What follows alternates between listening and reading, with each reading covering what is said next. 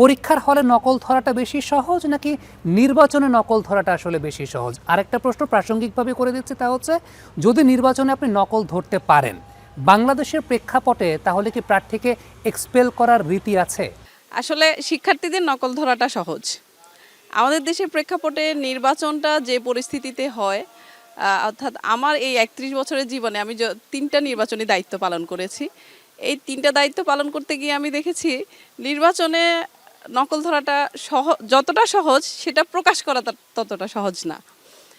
প্রকাশ করতে গেলে দেখা যায় যে প্রার্থীর ফলাফলটা কি হচ্ছে সেটার থেকেও নির্বাচনের দায়িত্বে যিনি আছেন, দায়িত্বপ্রাপ্ত কর্মকর্তা, পোলিং এজেন্ট বলেন বা প্রিজাইডিং অফিসার যারা আছেন, তারা আসলে এটা প্রকাশ করতে গিয়ে তার পরবর্তী সময়ে ফলাফলটা কি হবে সেটার চিন্তায় আসলে দুশ্চিন্তাগ্রস্ত থাকতে হয়।